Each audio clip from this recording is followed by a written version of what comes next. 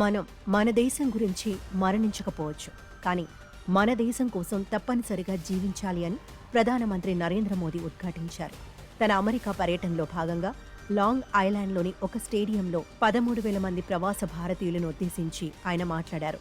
దాదాపు 60 బస్సుల్లో అమెరికాలోని 40 రాష్ట్రాల నుంచి భారతీయులను రప్పించారు. భారతదేశం అవకాశాల కోసం ఎదురు చూడడం లేదు, అవకాశాలను కల్పిస్తోంది. ప్రతి భారతీయుడికి భారతదేశం దాని విజయాల పట్ల ఆత్మవిశ్వాసం ఉన్నది అని మోదీ అన్నారు. సరిగ్గా 3 వారాల క్రితం ప్రతిపక్ష నేత రాహుల్ గాంధీ ఇదే అమెరికాలో విస్తృతంగా పర్యటించి అనేక అంశాలను ప్రస్తావించారు. మోదీ తన అమెరికా పర్యటనలో రాహుల్ ప్రస్తావించిన అంశాలేవీ లేవనెత్తలేదు. తన పాలనలో దేశం అభివృద్ధి చెందుతున్న తీరు, మౌలిక సదుపాయాల విషయంలో శీఘ్ర ప్రగతి గురించి వివరించారు. దాదాపు 25 కోట్ల మందిని పేదరికం నుంచి బయటపడేలా చేశామని, ప్రపంచానికి మొబైల్ ఫోన్లను ఎగుమతి చేసే స్థాయికి ఎదిగామని చెప్పుకున్నారు. సహజంగానే భారత మాతకి జై అన్న నినాదాలు మిన్నుముట్టాయి. ఆనందోత్సాహాలతో ఎంతో మంది స్త్రీ పురుషులు మోదీతో సెల్ఫీలు దిగేందుకు పోటీ పడడంలో ఆశ్చర్యం లేదు.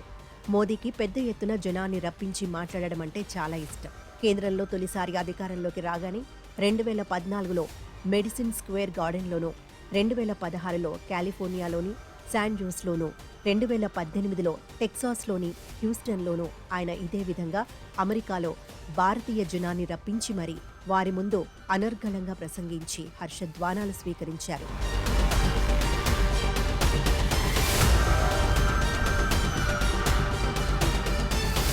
మోదీ పర్యటించడానికి కొద్ది రోజుల ముందు రాహుల్ గాంధీ కూడా అమెరికాలో 3 రోజుల పాటు పర్యటించారు. యువజనులు, సాంకేతిక నిపుణులు, విద్యార్థులను, జర్నలిస్టులను కలుసుకున్నారు. అమెరికాలో ట్రక్ నడుపుతూ ప్రమాదానికి గురైన ఒక సిక్ డ్రైవర్ను, ఆయన మిత్రులను కూడా కలుసుకుని వారి జీవన పరిస్థితులను తెలుసుకున్నారు. ఇండియా రాగానే కర్నాల్లో ఆ డ్రైవర్ ఇంటికి వెళ్లి వారి కుటుంబ సభ్యులను పరామర్శించారు. మోదీ, రాహుల్ ఇద్దరూ అమెరికాలో పర్యటించినప్పటికీ వారు కలుసుకున్న ప్రజలు వేరు, మాట్లాడిన అంశాలు వేరు. ఇప్పటి వరకు అమెరికా వంటి అగ్రరాజ్యానికి వెళ్లి నరేంద్ర మోదీ చెప్పిన దానికి భిన్నంగా మాట్లాడిన భారతీయ నేత లేరు.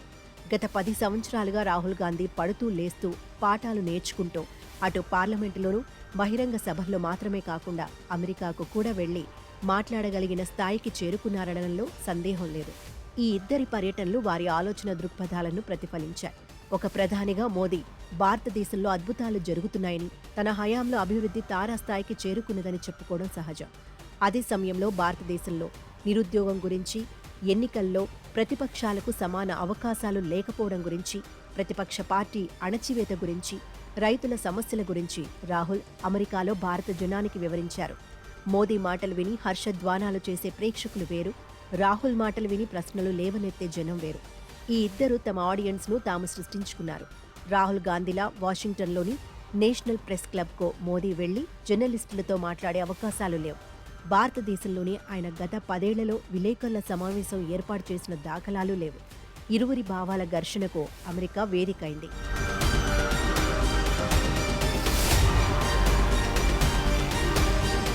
తేడా ఏమంటే, మోదీ ఇప్పటికే తనతో ప్రభావితమైన వారితో మాట్లాడితే రాహుల్ తన ప్రభావం చూపేందుకు అమెరికాలో రకరకాల భారతీయ వర్గాలను కలుసుకున్నారు. ఇద్దరూ ఒకే ఇండియా గురించి మాట్లాడారు. అయితే మోదీ ప్రచారం చేసిన ఇండియా వేరు, రాహుల్ ప్రదర్శించిన ఇండియా స్వరూపం వేరు. ఒకరిది సంపన్న భారతదేశం, అభివృద్ధి కోసం ఉరకలు వేస్తున్న ఇండియా అయితే, మరొకరిది నిరుద్యోగం, అధిక ధరల మధ్య సతమతమవుతూ పలు అణచివేతలను ప్రతిఘటిస్తున్న భారతదేశం.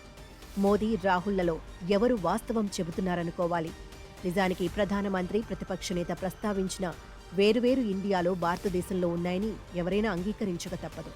మోదీ తన హయాంలో సృష్టించిన సంపద గురించి మాట్లాడితే, రాహుల్ గాంధీ ఈ సంపద కొద్దిమంది చేతుల్లో కేంద్రీకృతం కావడం గురించి మాట్లాడారు. నేను మోదీని ద్వేషించను, నా ఆలోచన విధానం వేరు, ఆయన ఆలోచన విధానం వేరు అని రాహుల్ వాషింగ్టన్లో జార్జ్ టౌన్ యూనివర్సిటీలో విద్యార్థులతో మాట్లాడుతూ చెప్పారు.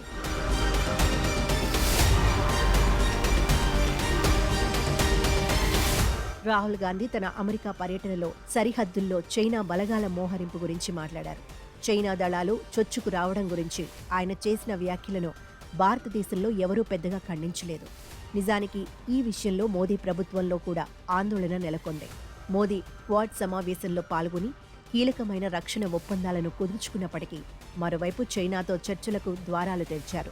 కొద్ది రోజుల క్రితం సెయింట్ పీటర్స్బర్గ్లో జరిగిన బ్రిక్స్ జాతీయ రక్షణ సలహాదారుల సమావేశంలో భారత భద్రతా సలహాదారు అజిత్ దోవల్ రష్యా అధ్యక్షుడు పుతిన్తోనూ చైనా విదేశాంగ మంత్రితోనూ చర్చలు జరిపారు. వాస్తవ నియంత్రణ రేఖ వద్ద నుంచి ఇరు దేశాల సైన్యాలు తక్షణమే వెనక్కు వెళ్లేలా చేయాలని కోరారు. అంతకుముందు భారత విదేశాంగ మంత్రి జైశంకర్ కూడా చైనా విదేశాంగ మంత్రితో మాట్లాడారు. సరిహద్దుల్లో ఉద్రిక్తత తగ్గడంతో పాటు భారతదేశం 3వ అతిపెద్ద ఆర్థిక వ్యవస్థగా మారాలంటే చైనాతో వ్యాపార సంబంధాలు సజావుగా సాగడం ముఖ్యమని ప్రభుత్వ ప్రధాన ఆర్థిక సలహాదారు అనంత నాగేశ్వరన్ లాంటి వారు కూడా సూచిస్తున్నారు. ఈ నేపథ్యంలో చైనా దూకుడు గురించి రాహుల్ చేసిన వ్యాఖ్యలకు ప్రాధాన్యం ఉన్నదని చెప్పక తప్పదు. చైనా బలగాలు వెనక్కు తగ్గేలా చేయడం మోదీకి కూడా రాజకీయ అవసరం.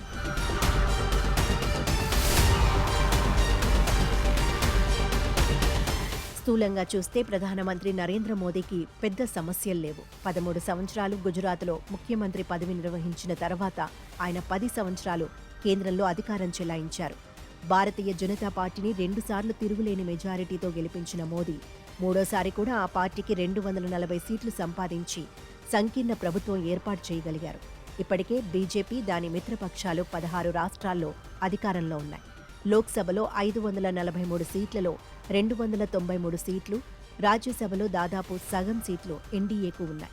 మరో 5 ఏళ్ల వరకు నరేంద్ర మోదీ సారథ్యంలోని బీజేపీకి ఢోకా లేదని చెప్పేందుకు అనేక కారణాలున్నాయి. అయితే రాజకీయాల్లో స్థిరత్వం పూర్తిగా సంఖ్యాబలంపై ఆధారపడి ఉండదు. ప్రజలు మన గురించి ఏమనుకుంటున్నారు, మన పాలన ఎలా సాగుతోంది, మన విధానాలు ఎలా ఉన్నాయి, ఇతర రాజకీయ పార్టీలకు ఎంత మేరకు జనాదరణ లభిస్తుంది అన్న అంశాలపై ప్రభుత్వం గ్రాఫ్ పెరుగుతోందా పడిపోతోందా సులభంగా చెప్పవచ్చు. మోదీ మూడోసారి తక్కువ సంఖ్యాబలంతో గెలిచిన తర్వాత మళ్లీ పూర్తి మెజార్టీ సాధించేలా పార్టీని నడిపించడం ఆయనకు కత్తి మీద సాములా కనబడుతోంది. ఒకరి నాయకత్వంలో పార్టీ దినదిన ప్రవర్ధమానమవుతుంటే అందరూ ఆరాధించేవారే కనబడుతుంటారు. కానీ అదే పార్టీ దెబ్బతినడం ప్రారంభమవుతే బహిర్గత విమర్శకులతో పాటు అంతర్గత ప్రత్యర్థులు కూడా సిద్ధమవుతారు. శ్రీశ్రీ అన్నట్లు నిప్పులు చిమ్ముకుంటూ ఎగిరిపోతుంటే నిబిడ ఆశ్చర్యం ప్రదర్శించిన వారే నేలకు రాలిపోతున్నప్పుడు నిర్దాక్షిణ్యంగా వ్యవహరిస్తారు. మోదీకి ఇక నుంచి అగ్ని పరీక్షలు మొదలు కానున్నాయి.